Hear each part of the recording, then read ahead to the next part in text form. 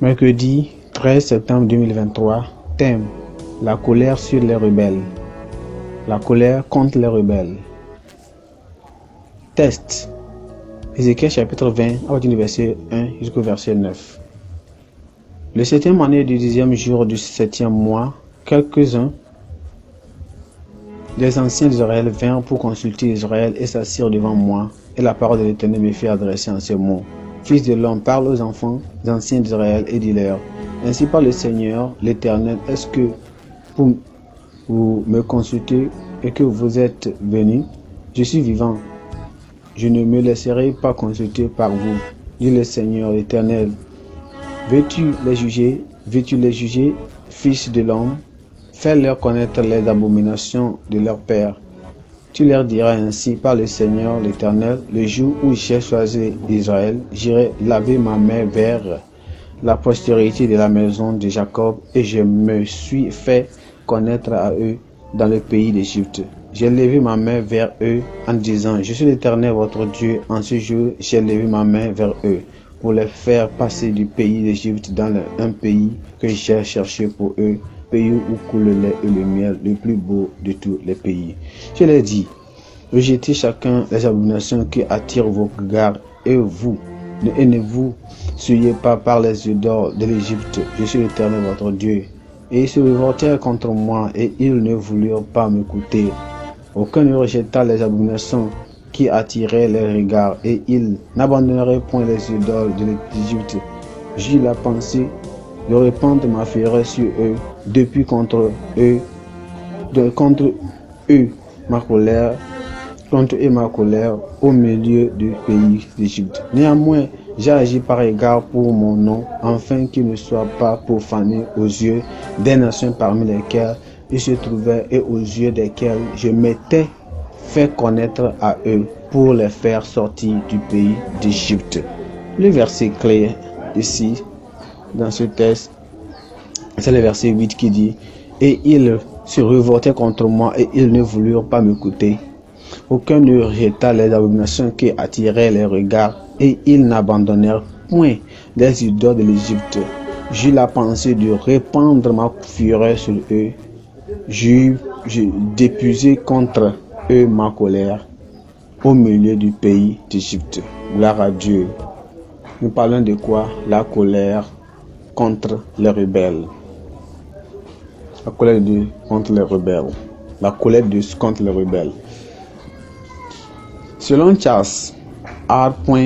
Swindoll, il a dit que quand un homme refuse de se soumettre à Dieu, il crée certaines conditions, non seulement pour lui-même, mais aussi pour les autres, que Dieu a ordonnées pour le mal. L'absence de Dieu est destructive pour l'homme. Cette absence signifie la colère de Dieu, et Dieu ne peut pas la retenir. Il place le péché de l'homme et sa colère dans le même cadre. Certains anciens d'Israël, dans notre texte sont venus voir le prophète Ézéchiel pour s'acquérir auprès du Seigneur concernant les souffrances qu'il endurait.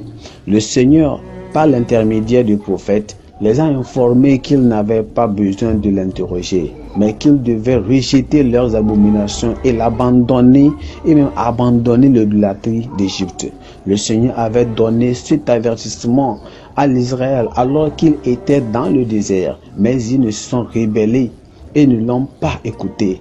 Mais bien que le Seigneur ait promis de déverser sa fureur sur eux pour apaiser sa colère, il s'est retenu à cause de son nom, afin qu'il ne soit pas souillé parmi les païens. Cela montre la nature miséricordieuse de Dieu que nous servons. Mais le problème avec l'homme est qu'il interprète toujours mal cette caractéristique miséricordieuse de Dieu. Il oublie qu'il est un Dieu dévorant et qu'il est capable de déchaîner le jugement sur les rebelles en fonction de leurs actes. Les malfaiteurs, s'ils ne se repentent pas, goûteront la fureur de Dieu. Il est vraiment instructif ou vraiment impératif que nous tenions compte des avertissements de Dieu et que nous évitons les abominations et l'idolâtrie. et ne pas les faire conduira à la condamnation et au jugement. Nous devons éviter les erreurs de la nation d'Israël qui prétendait rechercher la volonté de Dieu alors qu'en pratique, elle-même désobéissait à Dieu. Dieu aime la sincérité. Les hypocrites ne peuvent demeurer en sa présence. Ils ne peuvent jamais demeurer en la présence de Dieu. Ceux qui sont hypocrites. Nous devons rechercher le Seigneur avec un cœur et une motivation authentique afin de pouvoir vraiment le retrouver. Que le Seigneur nous aide à le faire au nom de Jésus. Pensée du jour.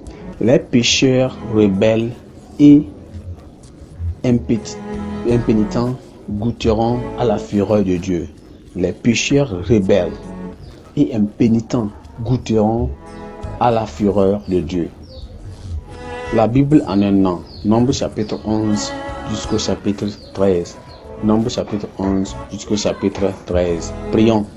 Père, nous te bénissons, nous te glorifions aujourd'hui pour ta parole. Seigneur, merci. Nous prions que tu nous convaincs. Seigneur, purifie-nous de tout souillure de la mondanité. Père, fais de nous un nouveau travail dans notre cœur. Fais un nouveau travail dans notre cœur. Aide-nous à travailler comme toi et à faire ta volonté. Seigneur, merci parce que tu nous as exaucés. Au nom précieux de Jésus, nous avons prié. Amen.